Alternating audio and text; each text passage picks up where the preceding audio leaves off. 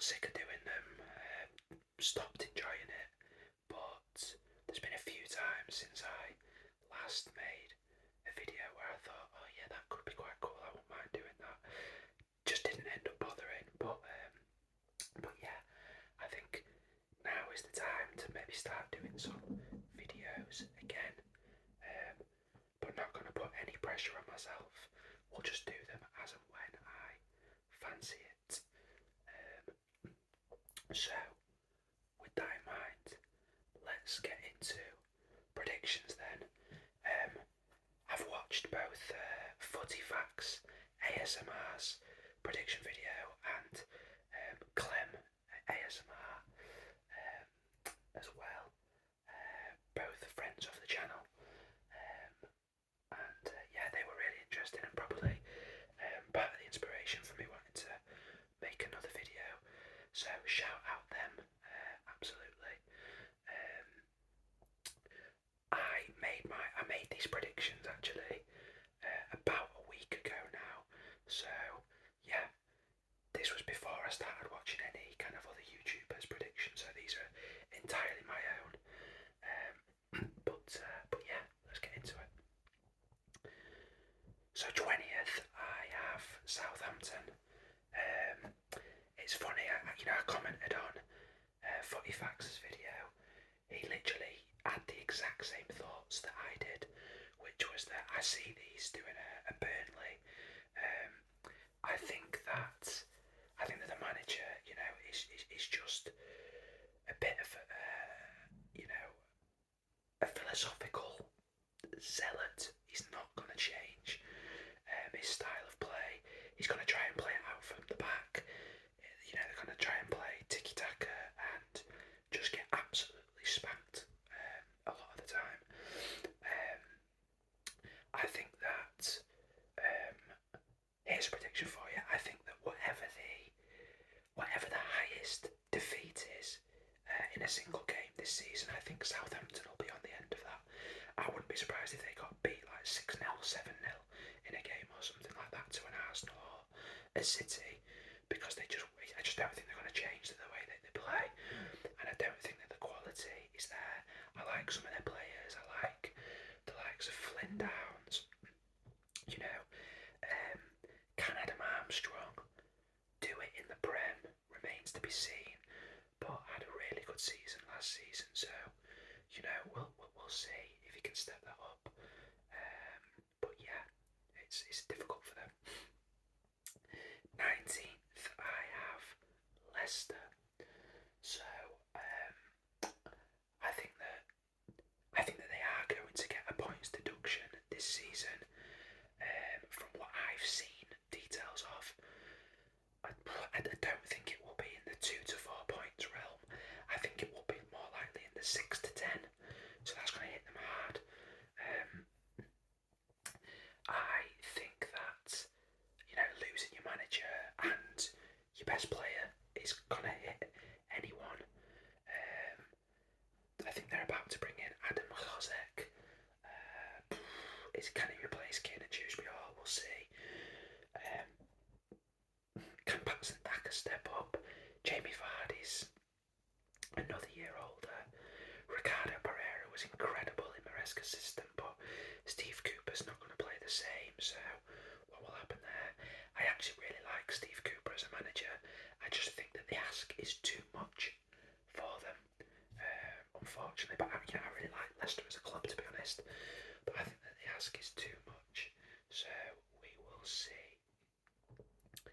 18th, I have Nottingham Forest. So I think they're an absolute basket case of a club. I think that's down to the owner. I think the owner is absolutely batshit mental. Forest fans, if you're watching this, please give me your thoughts. I think that guy is an absolute and utter nutcase. Yeah, just a strange football club. I don't rate Nuno. I think that Nuno is. I think that Nuno is in the top 3 worst managers in the league. So I think that that's a problem.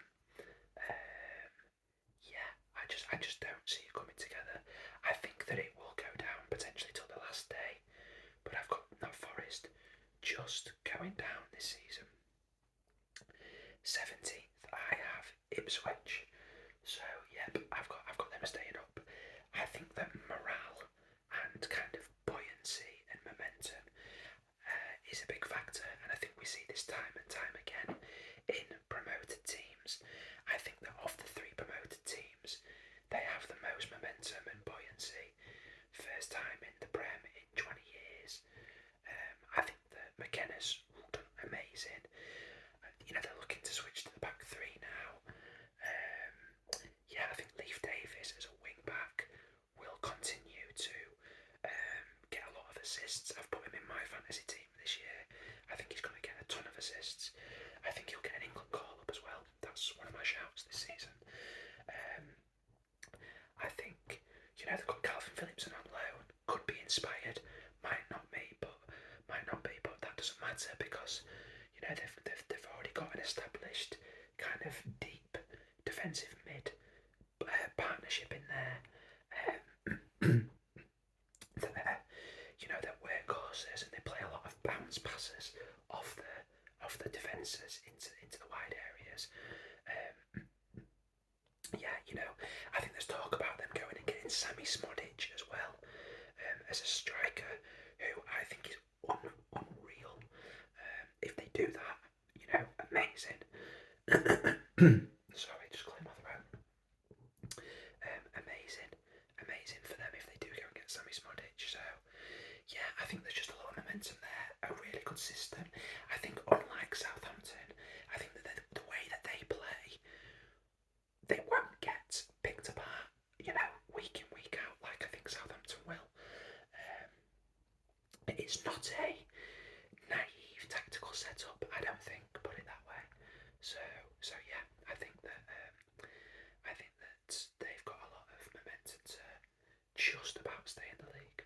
I wouldn't be surprised, of course, if they do go down, but I'm just about tipping them to do it, probably in and around the final day. 16th, I have Everton. I've got Everton. So yeah, I do think that Anana is quite a big miss for them, actually. I think he is a big miss, so we'll have to see on that one. But yeah, I think that it's just the Sean Dyche factor, isn't it? He's been there and done it. They have kept hold of Branthwaite, which I think is really big for them for another season.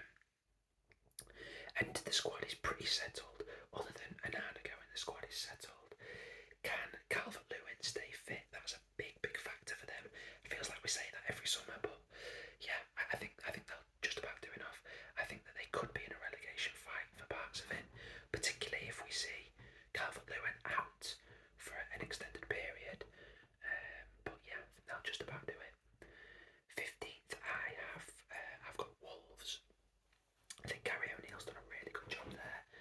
I think that on the face of it, at least on paper, their summer recruitment looks very uninspiring, and they've lost Pedro Neto, but they just seem to pull it out the back, don't they, Wolves? And yeah, I think that they will be the beneficiary of. I think that there's 2 absolute. For me, I think Southampton and Leicester a stone wall to go down.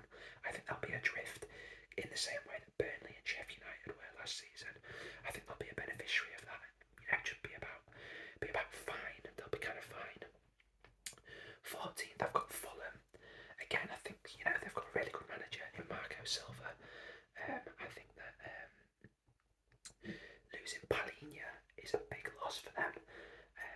To my knowledge, let me just have a look actually at that. I don't think that they've actually replaced Palhinha, Fulham. I don't think that they've replaced him. Let's have a quick look.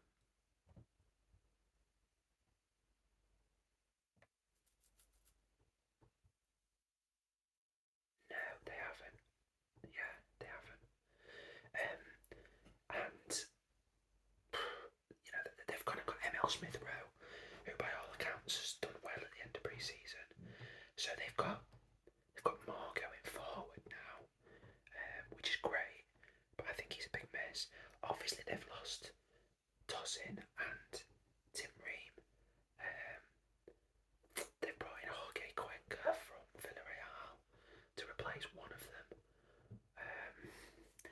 it's a Diop, haven't they? But I think we're going to see a bit of a flourish from Fulham, though. I'm not doing this just on the basis of what I think the squad is now. I mean, I think Marco Silva said as much in the press this week. You're going to see incomings from Fulham. They've got money to spend, haven't they? So I think they'll go and get at least one centre back, and they'll probably go and get a DM. So I think they'll be all right. I think they'll be all right. I think they'll be at the, the lower end of mid-table, but I don't think that they will be in a relegation fight. 13th, I've gone for Bournemouth. Iraiola's done an absolutely brilliant job there at Bournemouth. I am actually just having a look on transfer market for them as well now because, they've just made quite a few. So I just want to make sure that I get all of those in. But the one that's obviously, the big concern really was Solanke, of course. I am so impressed with the news from the last couple of days that they've got Evan Nilsson. I don't think it's gone through yet. No, by the looks of it, it's not quite gone through, but that's due to go through today or tomorrow, I think. I think they're breaking their transfer record to bring in Evan Nilsson from Porto. Yeah, I mean, that's a statement of intent. I'm surprised that they've been able to bring in a player of that calibre, so fair play. And obviously it might not work out. Not every star signing in the Prem does, but that's a real statement of intent that you lose Solanke and then break your transfer record to go and get a Champions League level striker who did fantastic in the Champions League last year. So very impressed with that. They've also made Sinisterra's loan permanent, of course. Enes Unal, yeah, we'll see. Dean Huiza, no, coming from Juve, I didn't see any of him last year, so I don't really know much about him. Julian Araujo from Barca at right back as well, so that, they've kind of signed a few players, but the squad, other than Solanke going, is settled, and I think he's done a good job. He's done a really good job, so I think they'll be in mid-table again. Bournemouth. 12th, I've got Brentford. I'm doing this on the basis I think that they are going to keep Tony. I really do think that they'll keep Tony. Brentford really suffered because actually, from the start of the season till Christmas, Brentford were doing well without Tony. Brian Mbeumo was a huge factor in that. Then he got injured. So having Tony back for the full season and Brian Mbeumo fit, I think they'll be fine. I've seen loads of analysts and pundits tipping them to either go down or be in a relegation fight. I don't think so at all. Even if they lose Tony, I don't think that they will go down. I think Brentford are a good side. I think Thomas Frank's a really shrewd manager. Let's just have a quick look actually at their incomings. Brentford.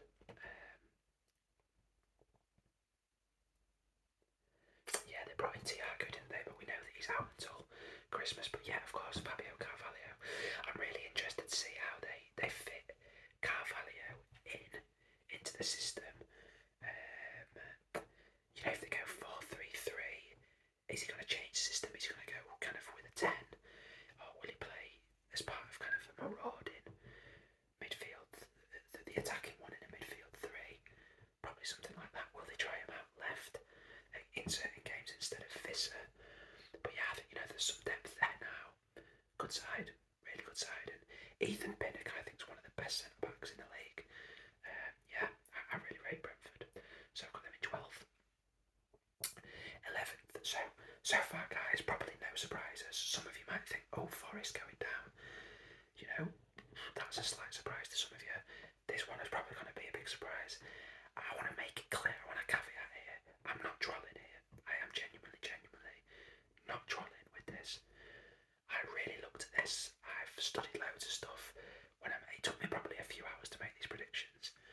And the factors that I included in these predictions were momentum and morale,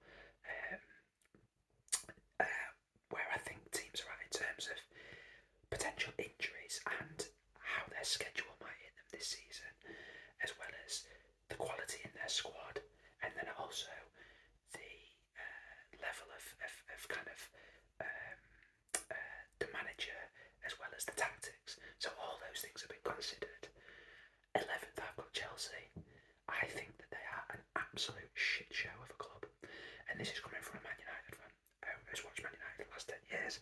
I would go as far as to say, as I've said about the Glazers many times, I think Todd Bowley's a disgrace. I think he's an absolute disgrace. I think what they've done to Conor Gallagher is shocking, absolutely abysmal. They should be ashamed of themselves, and I just think they're a basket case. They're an absolute basket case of a club. What on earth have they been doing all summer yet again?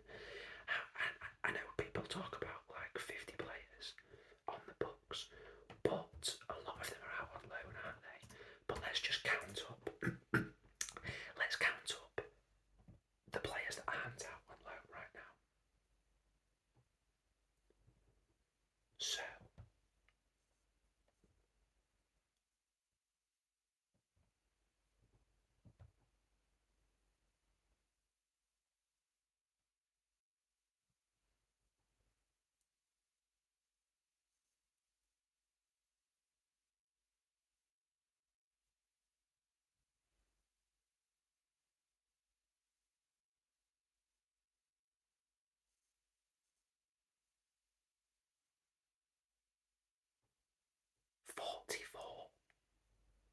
they've got 44 players currently in the squad. Now I know that we've got another 2 weeks, and don't get me wrong, it's not going to be in the 40s. You know, it might not be above 35 that they've got come the 1st of September, but can they get rid of, you know, you can, I think the rule is you can register 25 players. You don't have to register under 21s, and Chelsea have got a young squad, but how many players are they going to have from the 1st of September? 30, maybe 30, and they'll have done amazing to get rid of 14 in 2 weeks. So even if they have 30, that's insane. That's just nuts. You cannot keep. How do you do training every day? What's training gonna look like with that many players in the squad? So that's the first thing. You are gonna have so many unhappy players. For me, morale is gonna be through the floor at Chelsea. Absolutely through the floor. Speaking of morale, I know that they've publicly stated it's all done and dusted. Enzo is their most expensive player ever, right? I'm not having it that the likes of Fafana and Badiashile and whoever else that they've all kissed and made up. He is public enemy number 1 in that squad now, Enzo. That's not good. That's really not good. The manager's come in, Maresca. Now in pre-season, they've not done well.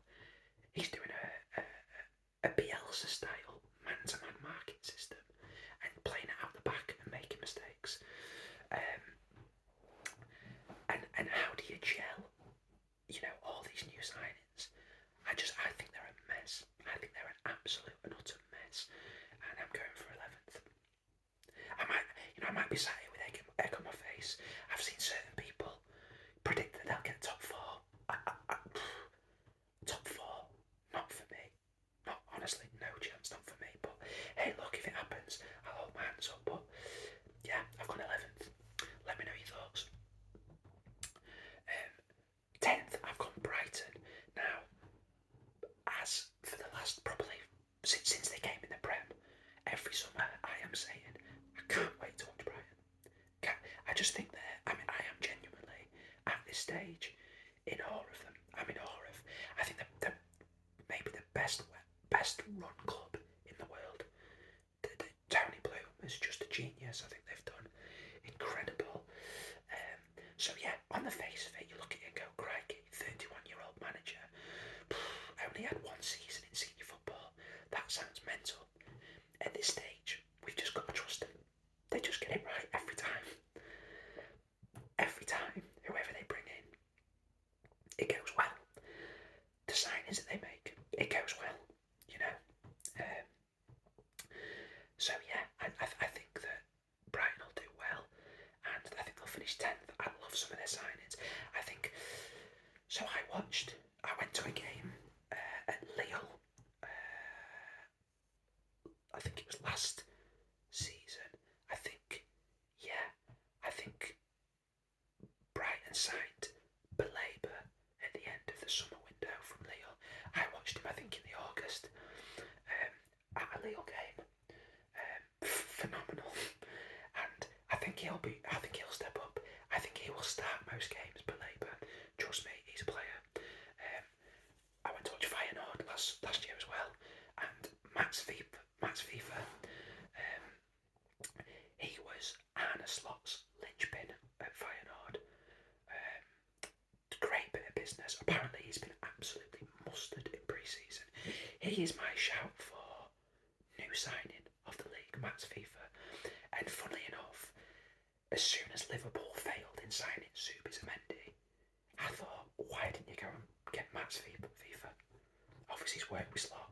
Perfect. But Brighton got there first. Yakuba Minte, also at Feyenoord last year. Yeah, I mean, they've got some, and they've just gone and got Jorginho in, haven't they, from Leeds. I go and watch a lot of Leeds games. As I mentioned on the channel before, I probably go to 10 Leeds games a season because my family are Leeds fans. He's a player. I mean, they've had to break his release clause 40 million to go and get him Brighton, but he's a player. And I think they're in talks to get somebody else as well. I'm sure I saw that. So yeah, they're splashing a bit of cash. You might be asking why aren't I putting them higher then? They are still an unknown, so I've played it a bit safe going 10th. And I just think virtue of the fact that as we get into the other teams in the top 10 now, I'm so excited for the league to start tonight because there's so much quality in the Premier League now. I know we say this every year, but it really does feel like this season the quality is just through the roof. So yeah, Brighton 10th. 9th, I've gone for West Ham. I really like Lopetegui as manager. Part of my concern is, yeah, I've got a concern and something that impresses me, and that's the recruitment. The concern is how do you gel that many players? You know, a lot of these players you expect are going to come into the first 11. So how do you gel that many players? But yeah, I think it's shrewd. You know, Wan-Bissaka, great signing. Jean-Claire Todibo, great signing. I know Zuma's move failed to go through because he failed the medical. I expect he will still be going. Zuma, he'll go somewhere because he's now going to be second choice, and he was club captain. You know, they've got Aguerd as well as backup to Max Gilman, who's obviously worked with Lopetegui. So 3 in the back 4 are new. But yeah, I mean, and then they've got Soufal as reserve player to Wan-Bissaka. Really, really good. They've got Guido Rodriguez, I think, as well, West Ham. On a free, who was at the World Cup and in the Copa America squad for Argentina. I'm not even sure that he's going to be in the starting 11. I would probably expect it to be the Mexican guy they got from PSV, whose name escapes me, alongside Ward-Prowse. So they've got depth now, West Ham as well. Kudus, Paqueta, Bowman, and Fulkrug are like, yeah. And again, only not higher because I think that there's better teams ahead of them. 8th, so that some people might find this a bit of a shout as well, a brave pick. I've gone for Palace, and again I've seen most predictions lower on Palace. I think you've always got to be careful when a manager comes in partway through a season and does amazingly well for the rest of that season, and then you just expect them to carry on that. We've seen it time and time again where if a squad is low on morale, there's that new manager bounce that takes you to the end of the season, and then it can tail off. You know, from that point at the start of the next season. I just really rate Glasner. I think he did great at Frankfurt. Did really, really well. They've got a really good system there. I actually don't expect Gay to leave. I don't think he's going to leave, Gay. And even if he does, I think they will go and get a good centre back. Anderson, I think he's a better centre back than Gay anyway, and I'm expecting him to stay. There's talks about them bringing Wilf Zaha back, which I think is class. I don't even think that he'll start every week, but again, buoyancy, momentum, morale. If they bring Wilf Zaha back, the fans are going to go nuts. They're going to love that. The feel-good factor. They've got Eze. They've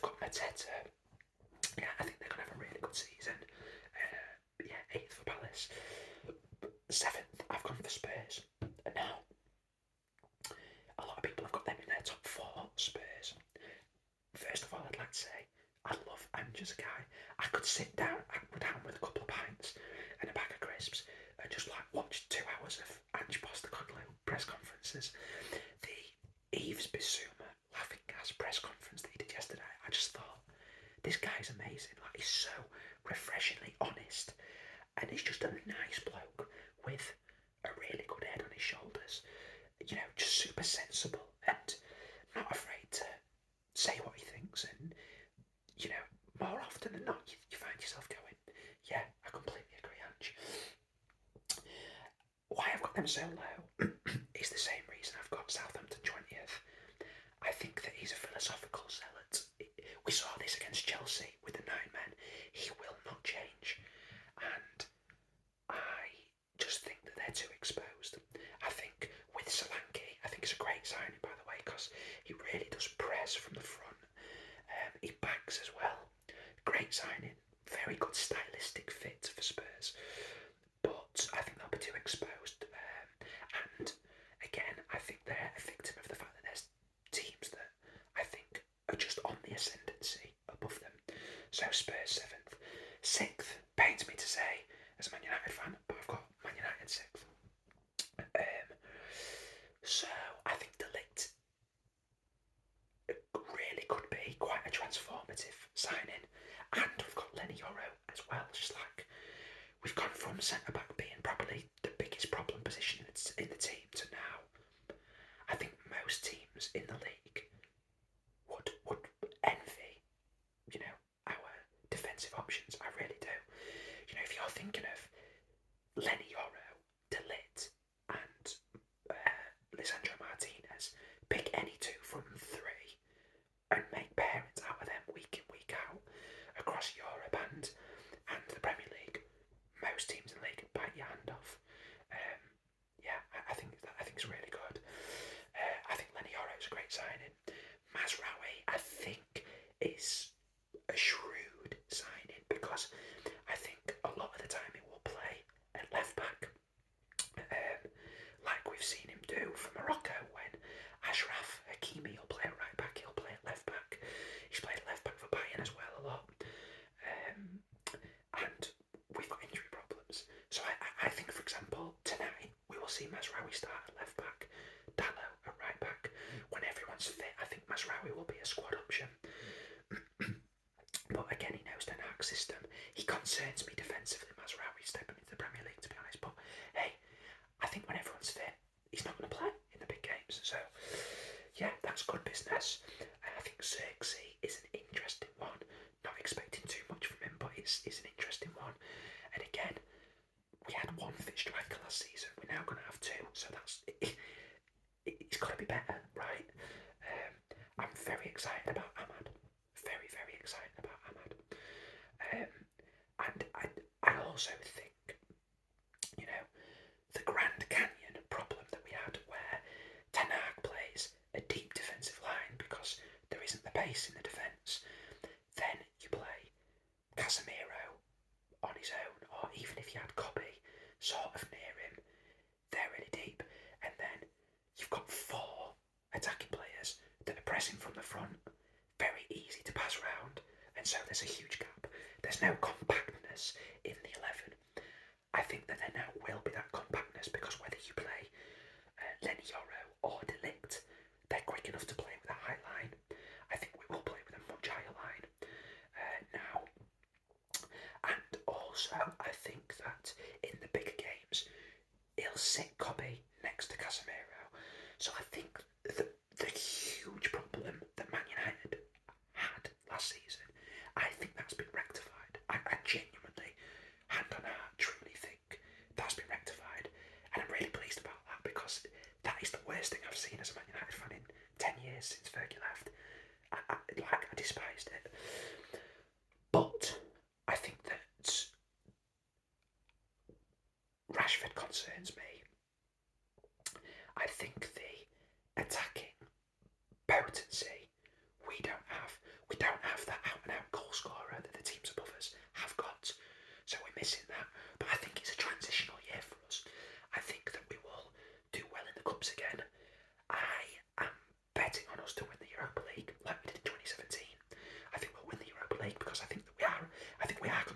this season.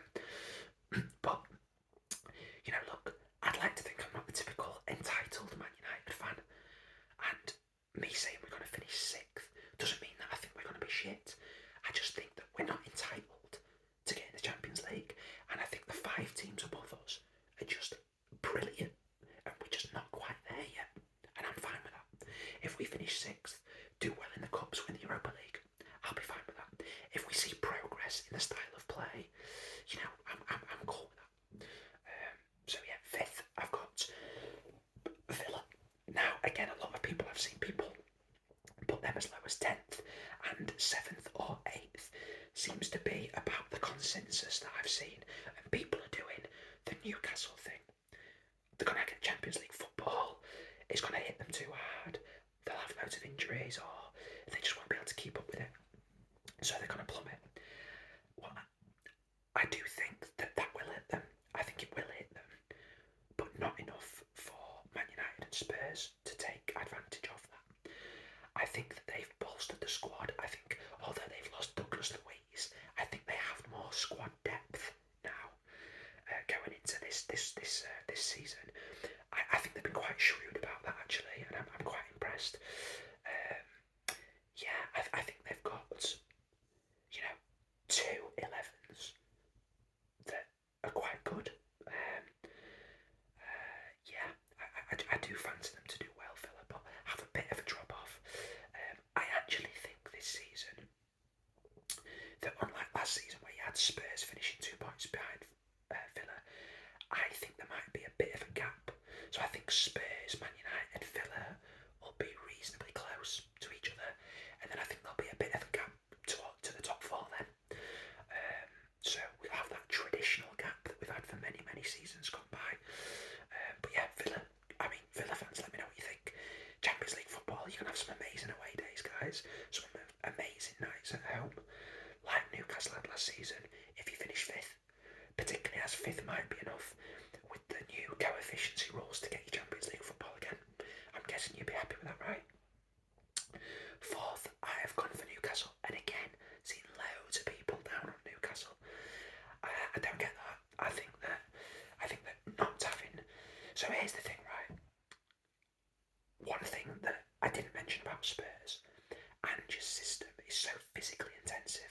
I think that once again they will start well and get loads of injuries, but they've got some European football. Newcastle, the injuries really hit them because Eddie Howe's system is so labour intensive. Now they can go at it for 90 minutes on a Saturday and recuperate, so they won't have as many injuries. And I think that Newcastle's intensity, particularly at St James's, will blow a load of teams out the park. I think they'll get a lot of big results against the big teams at home because of that.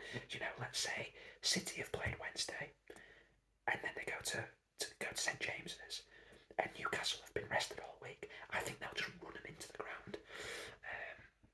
So yeah, I fancy Newcastle for top 4. I think Eddie Howe's a brilliant manager. I actually think he's a little bit underrated. I think he's superb. I think they'll do well.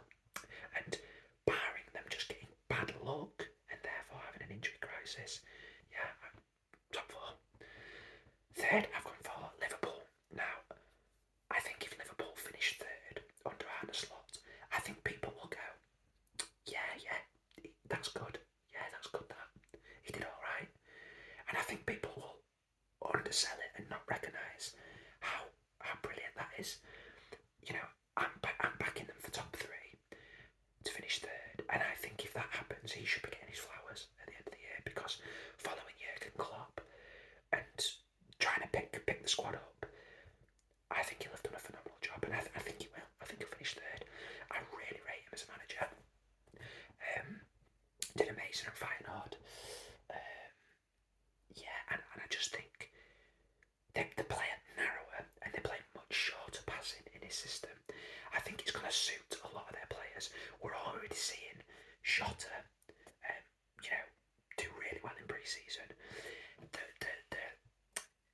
Salah last season, a lot of the time he was quite wide. I think he'll be quite narrow again. So Salah, I think, will be a big beneficiary of the Slot system. Don't be surprised if Salah gets player of the season. I think he will do really well. I think the likes of Diaz and Gakpo will really benefit.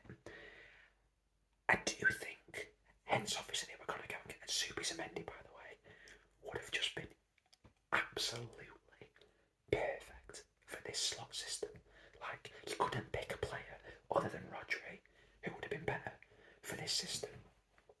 I think they will therefore go and get, if they can, they will try and go and get another player before the window shuts. You know, I think we've seen in pre-season the likes of Gravenberg and McAllister. I think it's a bit lightweight. And McAllister, I think they need a player of better quality. But still, I think they'll finish third.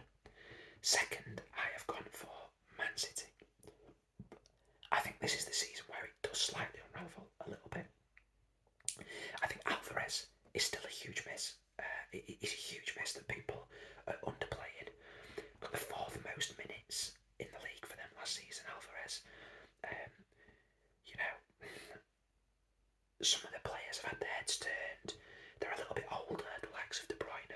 I think Rodri is absolutely bang on for a big injury. That guy, I mean, he said it publicly for the last 2 seasons. He is playing too much football. He had to ask for a rest towards the end of the Premier League season, and Pep sort of spat his dummy out saying, well, if he doesn't want to play, he won't play. City do badly when Rodri doesn't play, and I think he could be out for 3-4 months this season. He's played way too much football. It's not normal. So I think they will just tail off a slight bit. They'll still push Arsenal all the way. They might even still get into the 90s points wise, or they might get mid 80s. But I think it'll be just enough for Arsenal to capitalise. And talking